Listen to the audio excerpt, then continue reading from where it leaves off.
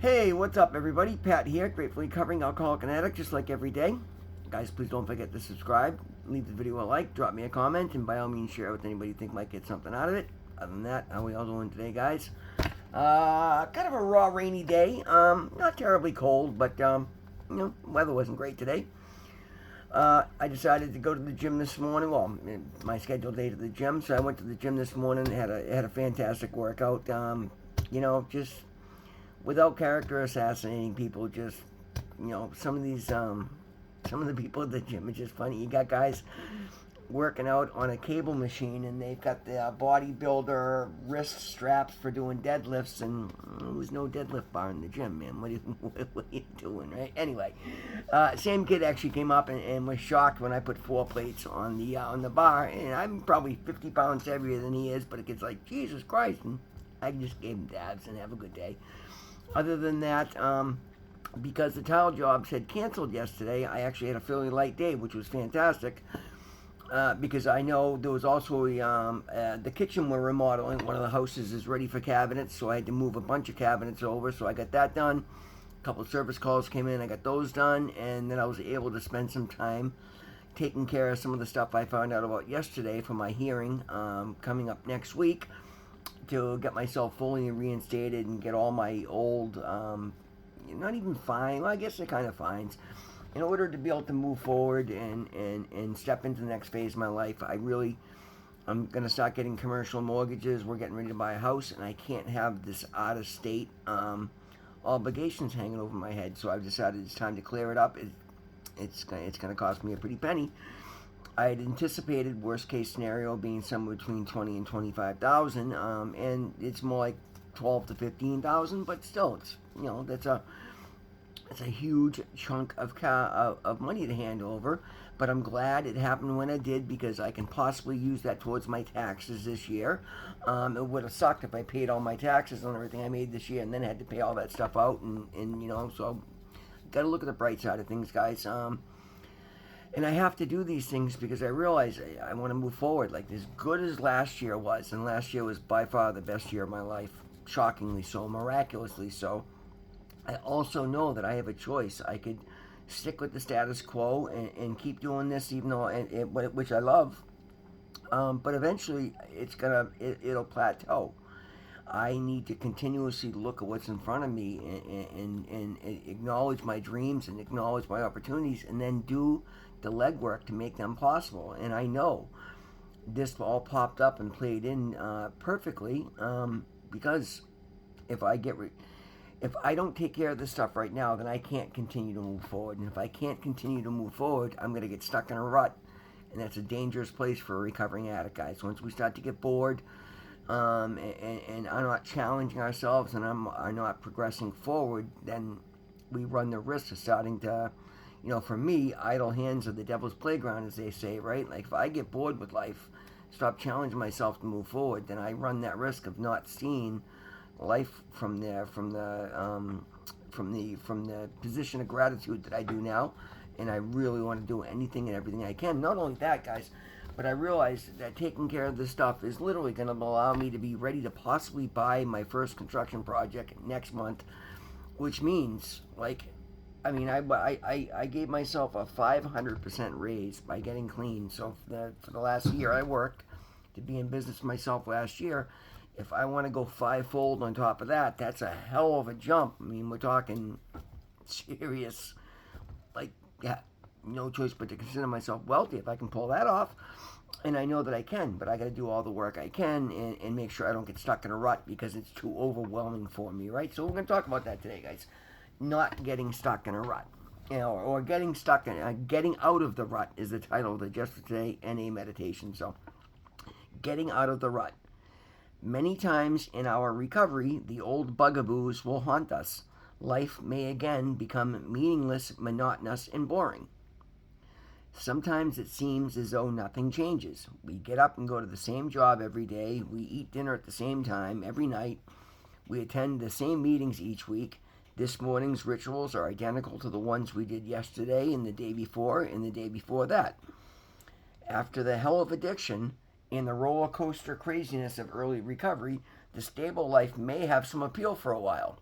But eventually, we realize we want something more. Sooner or later, we become turned off to the creeping monotony and boredom in our lives. And I see so many people fall into this trap, myself included. There are sure to be times when we feel vaguely dissatisfied with our recovery. We feel as though we're missing something for some reason, but we don't know what or why. We draw up our gratitude list and find literally hundreds of things to be grateful for. All of our needs are being met. Our lives are fuller than we'd ever hoped they would be. So what's up? Well, maybe it's time to stretch our potential to its fullest.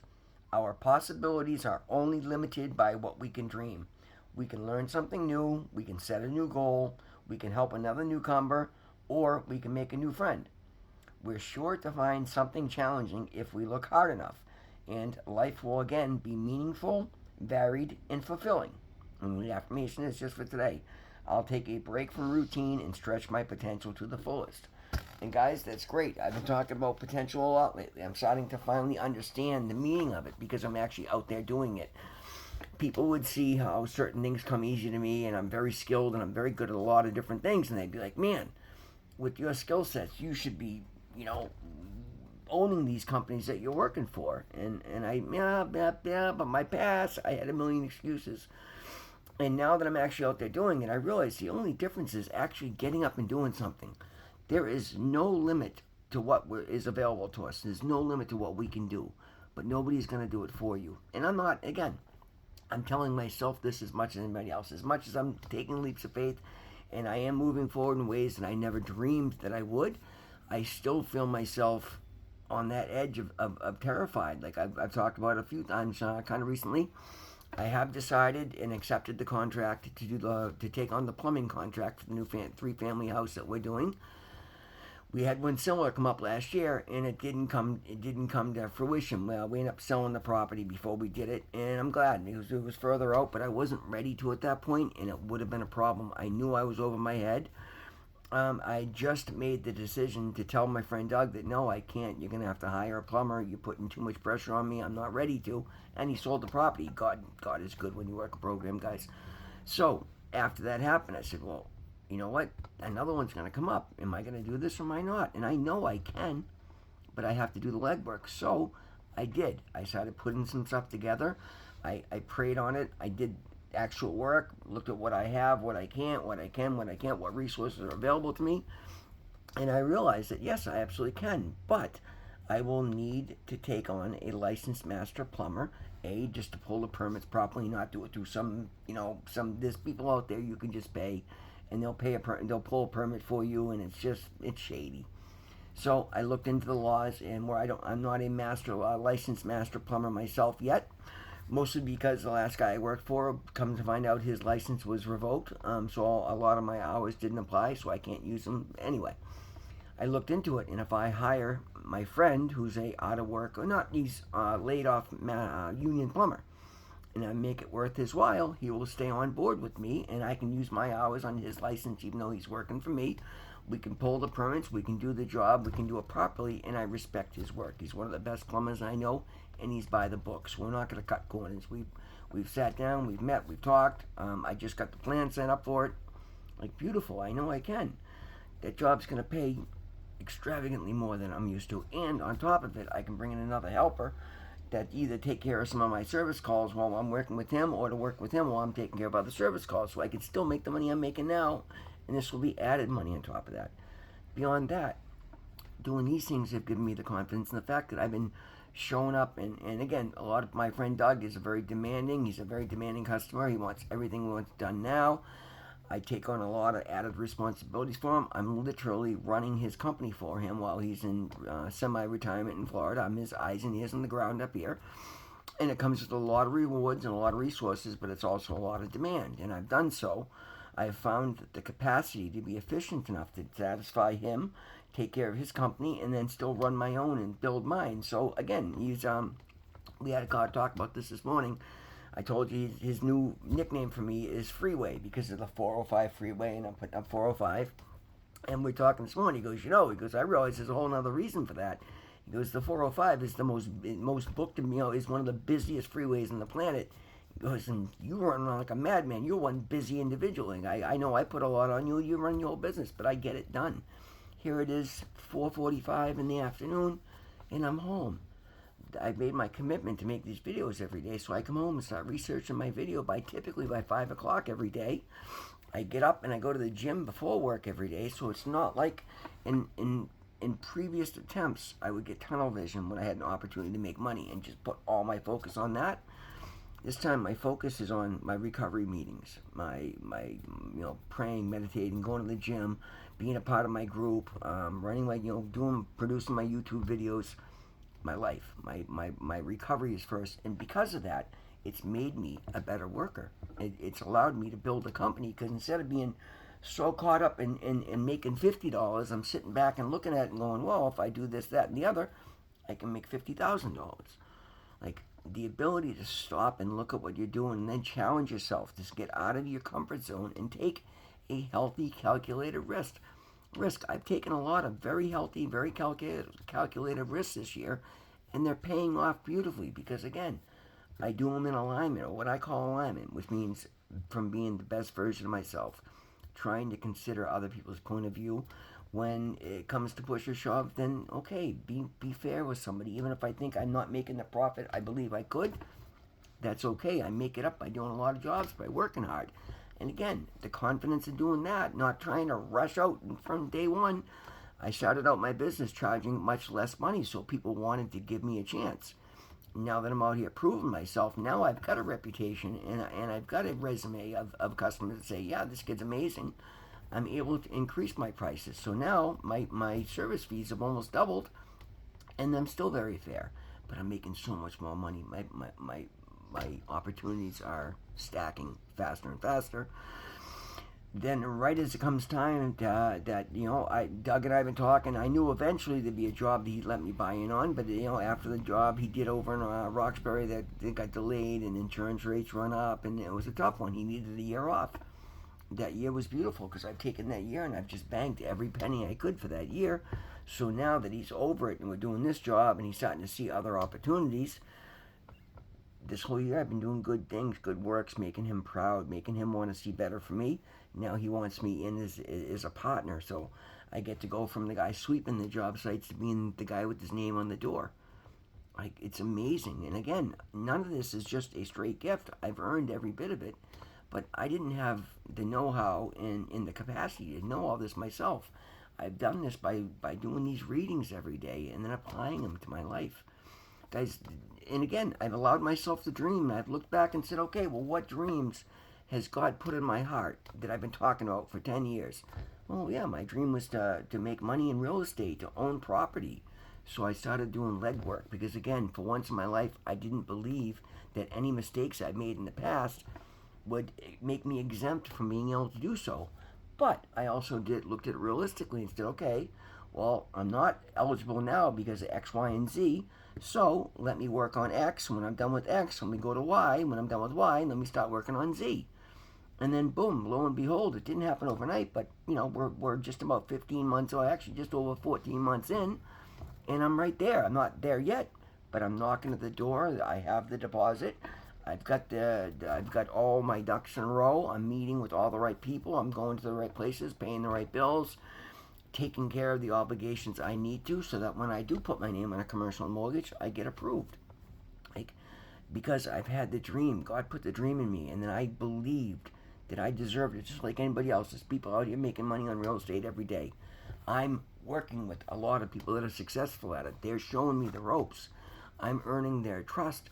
They want to see me do well, so they're going to help me, and none of them are going to make money off my back, so there's no reason to take advantage of me.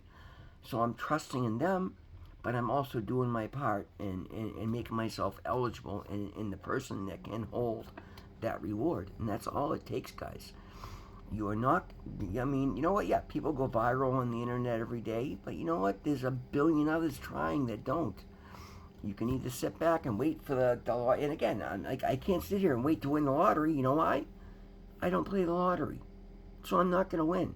And I had to convince myself of that. Like, oh, I feel like I'm lucky, like something big's going to happen, like I'm going to hit the lottery. Yet I don't go buy tickets. Well, that's not going to happen, right? You got to look at it realistically, guys. What are you in alignment to get? If you're stuck in a rut, then you're not challenging yourself. You're not bringing beauty and joy into your life. You're not stepping out and finding, whatever. There's so many different things, guys. There's so many groups, so many hobbies, so many positive things to do.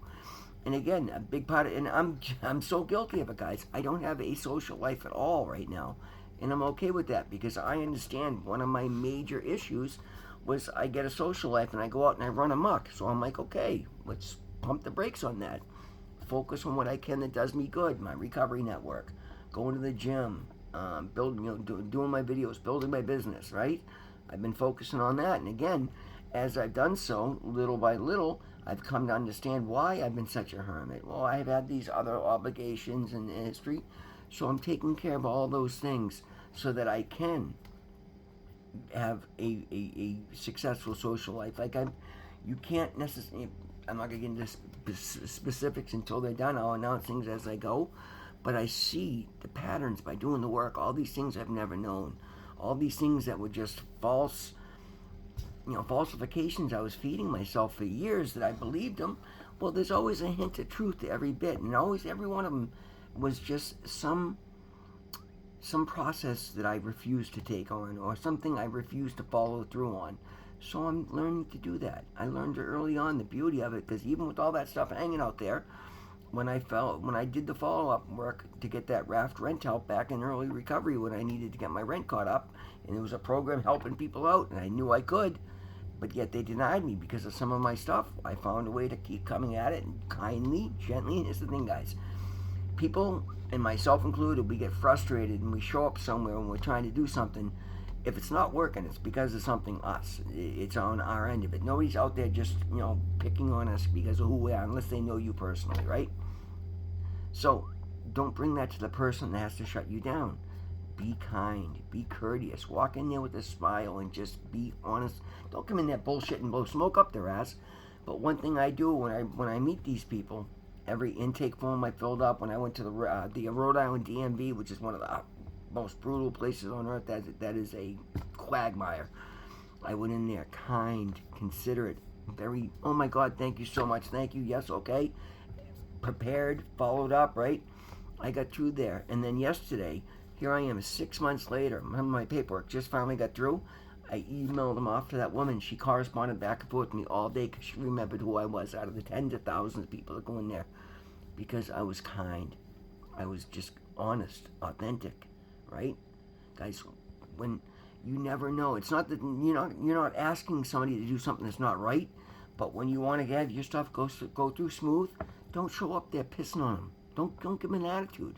When you bring the best version of you to bear, if it's authentic, if it's real, and you're kind, and you're nice, and you're doing something extra that makes it worthwhile, people will remember you. And will help you get things done, whether it's just through the laws of karma, or somebody just waiting, you know what, I like that person, I like what they're about, let me try to get this through first and a priority. It just works, guys. I don't have all the answers always as to why, but I'm living proof that it does. You've seen me do these things day in and day out for 14 months, and literally, I'm about to step into a world I never thought I'd ever see the doors of. But I'm going to take you all along with me and prove to you that if I can do it, so can you. If you're stuck in a rut, do something about it. Nobody's going to do it for you. You have the world at your fingertips, guys. We've shed the drugs. We've given up the alcohol. We're sober. We have every right to do everything, but we got to do it right. And every one of us has gifts inside of us that will help somebody else out there. Use them for the good and watch good things happen in your world. I promise you. Guys, that's a video for today. Thank you so much for being here with me. Always remember, God loves you. I love you. We'll see you in the next one.